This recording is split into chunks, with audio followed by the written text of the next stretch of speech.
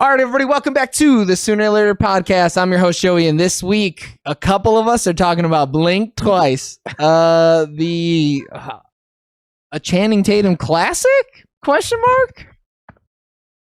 Zoe Kravitz's directorial debut. This movie has a lot of dictorials, that's for sure. Eric, I'm gonna let you know, Eric, when to close your ears because we've been talking about some spoiler shit. And then we'll I'll fucking do one of these so you can start listening to us again. All right. I think James, I think we should be able to keep it pretty non-spoilery here. I'm gonna. What are you looking at, James? I hope you're not looking at anything from the last podcast.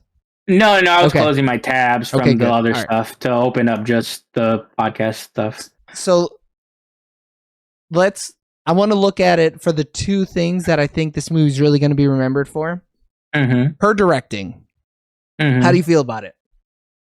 I thought it was solid. I thought it was pretty good I don't have any problems with it. Mm-hmm. Do I think she did anything to reinvent anything? No. But nope. I think for her first directorial debut, I didn't feel like this movie had like problems. I didn't feel like I don't know if I would really made any different. Yeah, I mean, and I don't feel like I would have made any different decisions. It's much better than The Watchers, which was a different female directorial debut. Much better than that film. Mm-hmm. The material is a bit more difficult to deal with, but I think it's a better film technically. Like, you're saying Blink Twice has harder material than the weird stuff that went down in The Watchers? Brother. The Watchers doesn't hold a fucking candle to this movie. What? And none of this movie, all of it is grounded in reality for the most part. And Watchers holds not even Eric, this movie's fucked up. I mean, from the trailer, what I can remember is they go to this island like a vacation with a best friend. Yeah, and then they meet a billionaire, Channing Tatum, at a party or something. Right, they meet him beforehand, the day before, and then they're like, "Oh, come to my party, dude. We're about to do some cool stuff." Mm-hmm. Yep, and then like all of a sudden, her friend like disappeared, and she's like, "Hey, where's my friend at?" And people are like, "What are you talking about, bro? You never had a friend." Mm-hmm. So and then that's about it. Before the friend missing, that's the first like 30 minutes of the movie. So the trailer, like that's like the beginning of it. So you're all vibes. You're trying to figure out like what's going on here. And the movie's only an hour and 40. So you got a lot of movie left after that twist happens. Okay. Now, we're not going to talk about any of the reasons that the first 30 minutes happens. I'll tell you when to fucking take the headphones off. I'll just deafen myself. But I think her directing was pretty good. I think it was I think it helped walk you through some really tough material that is really, she tried to attack something, Eric, that most directors would not even try to touch with a 10-foot pole. And I think she handled it pretty well. So the other thing I want to bring up, James, before we make Eric deafen himself, Channing Tatum is a villain. Now, we haven't ever seen him as a villain. This is new for us. He's a villain in Hateful Eight. Yeah, I was going to say, yeah. I mean, for the podcast. We didn't review Hateful Eight. Yeah. But he's usually a good guy. Yeah, he is. I mean, he's like stereotypical. The best guy. He's a himbo. Big, dumb, beautiful, fucking nice guy. We loved him in Magic Mike. I loved him in 21 and 22 Jump Street. I did, yeah. Where he's the perfect himbo. This one, Eric, not a himbo. No fucking way. Smart evil man. He's a smart evil man. Very evil man. So how do you feel about him playing such like a hard black and white villain? I do think it's interesting though, because I think there is some gray to it, because I think that's why people will sympathize with certain people because of people's past. Did you really just say that it's gray? My man is evil. No. There is no gray to it. Mm-hmm. But based on Eric, deafen real quick. Yeah. I'll do one of these when you can come back in. Yeah. Okay. Hold on, wait. So now he's deafened. Okay. Okay. So I think because the fact of it's because they add some stuff in this movie. He's reading which your I think lips. is very Do one of these. interesting. He's reading your lips. Yeah. Like so they like add you're some calling stuff. plays on the field. Yeah. One of these. That's very interesting because. Yeah. So, like, what happens is when he talks to about his sister and like what his dad did and how he was abused, like, and I think it's. Go ahead. No, I get what you're saying. Yeah, keep going. So, like, do I think that he is redeemable in any way? No. Okay. Do I think that he is clearly a bad guy? Yes. But I think they add that because that shows you that even people that are super abusive, because he's been abused, people are going to be like, continuing the cycle. Right. Correct. Okay. Yeah. Come again. So I agree with you there. I wouldn't call that morally gray, though, because he's not. The things don't happen for a good reason, truly. Truly, you know, true. It's just him being a bad guy. Whereas it's not like he's an anti-hero, you know, where he's like doing bad things but for a good cause. He's doing bad things for a bad cause. He's no Punisher. No Punisher. Not even close. Barely even a Wilson Fisk, to be honest with you. Yeah, honestly. But it's super interesting because like I haven't seen The Hateful Eight. So like to me, Channing Tatum was just a cool guy who I want to hang out with and maybe kiss, you know?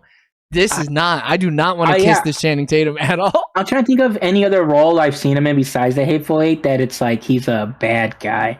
I mean, maybe you could argue this is the end where he's a cannibal, but like, he's not though. He's a no, he's a sex slave. But he still eats people, you know? Sure, but he's like an animal. He's not even like a person. He's on all floors. Animals can be evil. He still has the mind of a man, though. Okay? The way he speaks in that movie, I don't think so. No, he remembers his friends. He looks, he's like, hey, guys. Yeah, hey, Joe. Yeah, I'm looking through his filmography. I don't really see where he could be a bad dude. Except for this one. It's usually like rom-com or like, you know, he does a lot of like sports movies too. He's saving a dog because Jesus, you know? Yeah. But yeah, this one, he's an evil motherfucker, man. But he's still hot. He's still sexy, man. It's just cool though because like it shows you how like if a person has a certain aesthetic and enough amount of money, you just let him do anything. You just let it ride. Yep. Yeah. Let me tell you guys. They always say that comedians, and I think of him as like a comedic type actor. I'd say so. They're always the best at like dramas, you know? Oh no, he's really good at playing. Yeah. He's almost like a mustache twirling villain, Eric. He's putting a damsel on a fucking train track type of villain. That's how kind of evil he is. I'm pretty sure they say that about horror and comedy, not drama, but like But like this is horrific. I mean, I was mainly thinking about like drama, Adam Sandler. But drama acting, it's the same thing. Anything, if you're good at comedy, you can do anything else. Because everything is timing, right? It's all about when you can make the tear fall, how long you should leave a silence, anything like that, right? But like the looks this motherfucker be giving in this movie, Eric, you're like, this dude is diabolical out here. He out here doing some bad shit, some take over the world shit. You know what I mean? I mean, how is like the main lead, Naomi? She's fantastic. She be making some fucking scream queen faces, bro. It is, And a lot of people don't like the gap, but I think a good scared face with a tooth gap, dude, that should be hitting, bro. I think it helps later in the movie too because it's like a better aesthetic. Like the two that have the best aesthetic because they're like the main two is her and then the Puerto Rican girl. What's her name? Woman. There's a couple of women of Latin descent. Yeah. So the one that was in The Hitman. Whoa, that's the same girl. Yeah, she's great. I love her. Yeah. She's great. She's so good, dude. Put her in everything, dog. She starts to really like take over some scenes. I was pretty fond of her performance. You could tell her acting is stronger than the lead's acting. Way stronger. She's better. Yeah, she's a better actress, and I think it's interesting because like she fits perfect for that role. Was she a side character? Yeah, like another but honestly, on the island. She takes over so many scenes. It almost feels like co-lead at points. But you know how James is with that. She is not the lead actress at all. It's not her story. It is not her story. Dude, come on. It is her. It's her story too, man. No, but it's really not though. We don't follow her at the beginning and we don't follow her at the end. She makes a big part in the middle. She makes herself known and she's definitely a presence. But it's not her story. I don't know, Naomi. It seems like Naomi's story. It is Naomi's story. Yeah. I'm not saying Naomi is supporting. I'm saying maybe our girl co-lead. Not a what I'm co-lead. saying. Nope. You know, we want to just. What about Haley Joel Osment? Is Nah, he he's a also side- a co-lead? No, he's a Good side character. He does his best. Dude. His best work. Solid side characters. Honestly, everyone in here playing their part as a bit actor is so good. Hey, Imagine honestly, this, Eric. Go ahead. It's Knives Out. It's the Knives Out sequel, Glass Onion, Uh-huh. except everybody is a piece of fucking shit. Everybody Yeah. sucks dick. They're so bad. Yeah. They're so evil. Yeah. And that's about it. You That know? sounds like a good time. What's cool pretty about wild. it is I'm like, I bet you she's just homeboys with some of these people, like, because it's just like an eclectic like cast of characters. Super eclectic, very eclectic individuals. But also the type of individuals who, at no point do you see these people find out the thing that happens in the middle of the movie and be like, I don't see that guy doing that. No, you're like, oh no, this is a bad dude. I It can makes see it. sense. Yeah. Yeah. All right, Eric, go deaf again, because we're gonna spoil some stuff and then we're gonna move on. He already fucking deafened himself. Okay, anybody who's still watching, do not go run and see this movie if you are highly triggered by sexual assault. There are not graphic depictions of it, but there are things that are upsetting in this movie that are very upsetting, and it is not the easiest watch, especially when certain things happen. It's like, okay, glad that I watched this before letting other people watch it, and that I can tell them about it, because it opens with a trigger warning, which I think is, though. Yeah. it's so nice. I feel like Mhm. not enough movies do that, and especially a movie like this where it kind of tackles it head on. You really need that. Otherwise, people are gonna go in and be like, "Yo, I didn't sign up for this. I don't want this." Well, the thing is because it has a female director. Like, I think that's why she like put it. But- Go ahead. I'll bring it up later. Okay, but yeah, I think because there's like it's the remembering stuff, right? And then there's like two like flashbacks that are pretty graphic. And I mean the acting is done very well because like you see the horror on their face, like and the way it's portrayed is crazy, and just how nonchalant Channing is when he's explaining to the doctor like the whole situation. It's diabolical. It's like it's so evil, bro. It's so like, evil. They don't make no sense. Like So he's just like, yeah. You brought up about how the reason that there's trigger warning is because it's a female director. It doesn't feel like a female director movie, though. I think it's almost something that people kind of say as like a negative. But like this movie, if I didn't know that Zoe Kravitz directed it, I wouldn't have been like, oh, a woman directed this movie. You know, it just feels like a movie.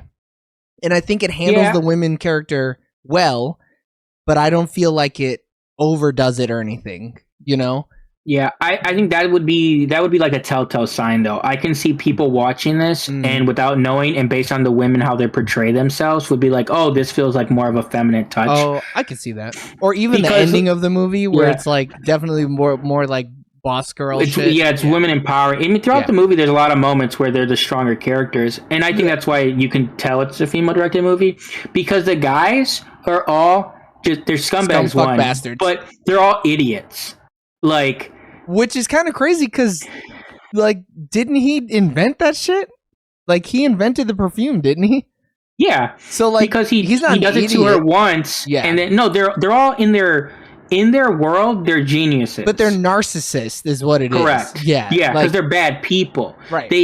They think that like, oh, because even this went bad last year, and they were just like, we could do it again. Like the ball's on Channing to run it back with the same, like I don't, and that's It's weird crazy. though because he has some weird attachment to her, which is probably stems from his abuse or something. Right. Because I why mean- wouldn't he just kill her? he might love her, I think so. but his love is just it's poisoned by the abuse that he suffered in his past. Correct. Right? And I wholeheartedly believe he loves her because I think that's what helps the end of the movie and how it seems like okay, these could happen because his actual feelings and emotions for her allow the substance plus his emotions to kind of stay in that world. And he like hands over the business to her. Correct. And is happy to just be with her and hitting that forget me juice. Dude which is loves his wild. vape, dude. Vape Hell head. yeah. But dude, oh man, that fucking twist at the end, bro. Because I thought she was pulling out the girl. And then when she looks at her and she goes, "Are you sure about this?" And she's like, "I don't know." And then it pans down and it's old boy. I was like, "Yo, what's happening?" The first time I ever seen it, I was like, it was crazy. I was like wondering why she was having such a hard time the first time I seen it. But I'm just like, she's been running, getting beat up, she almost died, poisoned. Yeah, like, drinking venom and shit. Yeah. But yeah, I think I almost wish I hadn't watched it so fresh. I almost wish I could have watched it on like Tuesday and then let it sit with me to know. Because it's a hard movie to review, and I finished it 2 hours ago. You know, it's a rough one, and like you almost got to let it like wash over you and let it sit for a while to fully talk about it and like review it and give it a proper score. Because I told Alex, I was like, I don't know, girl. I'm almost glad you didn't watch this movie because it's pretty fucked. It's pretty wild. But I think it's a good movie. I don't think it's a great movie. Right. I think they do a good job with the whole like Fantasy Island thing. I think the movie has a good vibe to it. I think you can tell something is like unsettling, but you don't know what it is yet. I think it does a good job of setting that tone. And even when it switches, you could even tell certain things. That's why Channing's a good actor, though. You can tell when he starts clocking things and he starts to realize it. And I think he gets in his own way because he clocks it sooner than before it turns on him. And he just wants to believe that it's not happening. Correct. Yeah. Which is interesting because the other guys, no idea. They're lost in it. Oblivious. But when he's talking, because that last dinner scene, he clocks it. He knows wholeheartedly what's going on, but then he just like brushes it aside. And you even see with his mannerisms how he just brushes it away. Yeah. That's because he's a narcissist. All right, hit me with your score because that was the perfect recap. So I'm gonna give this movie 8 out of 10. Okay. Yeah, I think you nailed it, right? I think for a first-time director, it's a good movie, but not a perfect movie, which makes sense, right?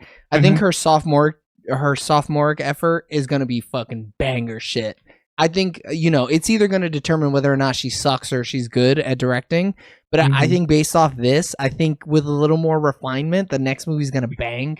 And clearly, she has enough star power to bring in other stars because this movie's pretty star-studded as well. There's a lot of like bigger name actors here. But like the material was hard to watch, but that kind of made it good too because it's a good horror movie. Good horror movies are sometimes hard to watch, right? And I think the acting was stellar. I think the writing was good. I think my favorite part and the part that made me kind of realize that like something fishy, like other than, it just being weird and everybody seeming kind of sussy anyways, was when she goes to take the MDMA for the first time, she sticks her tongue out and there's nothing there.